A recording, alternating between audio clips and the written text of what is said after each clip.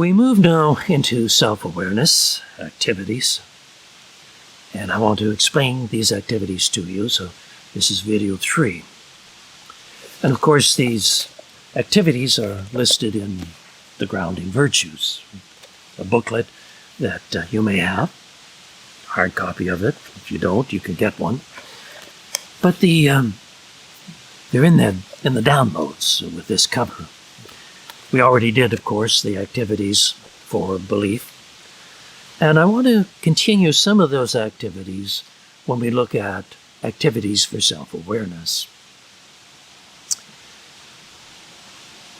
As we look at the first one, and it's the first one for all of these activities, which is meditation activity, and I change it. In the first one, we looked at the grounding activity, the grounding meditation process. In this one, we spend the first 5 minutes, again, shortcutting that, into 5 minutes to get grounded, basically to feel ourselves. And what I like to do, as I mentioned already, is go barefoot and feel the ground and feel being grounded, and then taking what is happening in my spirit and getting it grounded in the earth. As is in the spirit, is also in the physical. In the second part of the meditation, then, for awareness, I want to be aware of the energy coming to me from around me. So as part of this meditation process, we don't have to sit there in pretzel form, very uncomfortable, and try to stay silent and quiet for 15 minutes. No, we can be active. So what I like to do in the self-awareness meditation is begin to let the energy flow from Mother Earth into my senses. So I start off with vision and I pull out the green around me, this beautiful green, into my heart and into my body. The other awareness of other colors, the sky, the flowers, the rocks, all these energies, just aware of the energy that is contributing, that I am a part of it, and it is a part of me. I then move on to sensations of hearing. Right now, what I do at my home is turn on the fountain. Hear this, a natural fountain. You can hear it in the background. Water falling down over the rocks. Energy, soothing energy. You'll notice that energy that comes from nature is smooth, low frequency.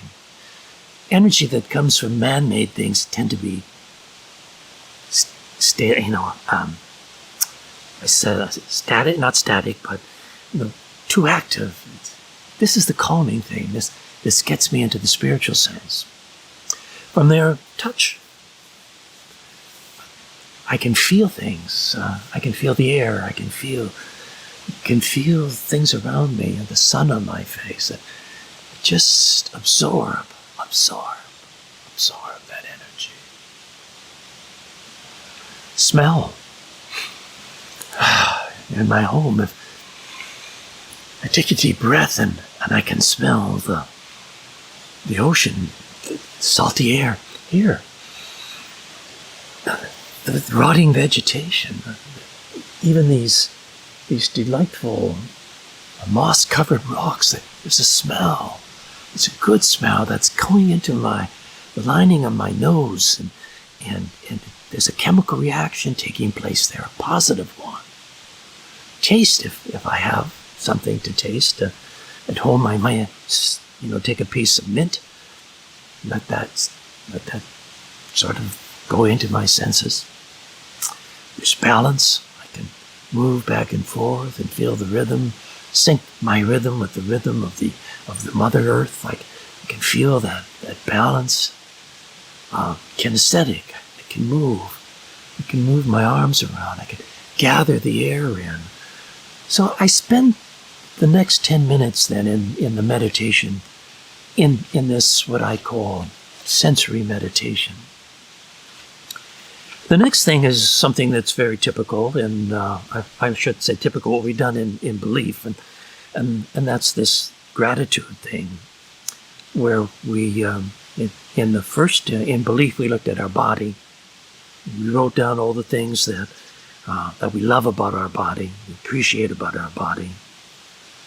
And in this one, I want us to be aware of things from the mind. Beautiful things my mind can do. It can create, it can think. And each day what I want you to do is take one thing and celebrate it. Really feel it and celebrate it during that day and be truly thankful of what your mind is doing. And each morning and each night, go through the whole list. Feel it. Feel all the things you are thankful about your body, and then during this week, all the things that you are thankful for about your mind. The third thing is also related to the first one, and to all of these first 5 sections, and for the first 10 sections actually, and that is to employ our mind by goal setting, but this time to set a goal of broadening our awareness. So, just set that goal that for this day, I will become aware of myself, interacting with other people perhaps. I'll be aware of how much I smile, whatever it is. Choose something for this week. When we get to the fourth, we are going to expand now into more sensory things. And each day I want you to take one sense. So start with vision on the first one. Take a walk in the park, half an hour or so. And just let your eyes feast. Practice mindfulness. On day 2, listen to things like the birds that are singing, the air in the wind blowing through the cedars. Pardon me. Be aware. Go through, we have 7 senses, so 7 days, 7 senses. The next thing on day 5, I want you to be aware of your mind, and I call it the magic square. It's just to be aware of your anxiety levels. So during the day, when you notice you're too tense, try to figure out what it was that is causing the anxiety, and then follow the magic square. How I do that is 8 seconds breathing in, and that's 8 seconds breathing in. Hold 8 seconds, hold it 8 seconds. Release for 8 seconds. Hold the empty for 8 seconds.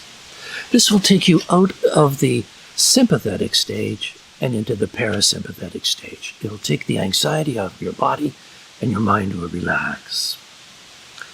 In activity 6, again, we're lucky we have 7 things. So for awareness, I want you to be aware of the energy system of your body, the chakras. So on the first day, I want you to think about your root chakra. On your second day, it's the orange chakra. On the third day, I think it's the solar plexus chakra. On the fourth day, the heart chakra, and so on. So each day, take one chakra and be aware of it. Now, your chakra, what you want to do is check the spin. Is there a nice steady spin? Is it a nice compact shape? The color? Is the color nice and vibrant? So check it. If all of those things are in place, then you have a healthy chakra. You move on to the next one. If you got trouble, I got some suggestions in the book, in your manual on what to do, on how to fix that chakra. That takes us to the end of the instructional videos 1, 2, and 3.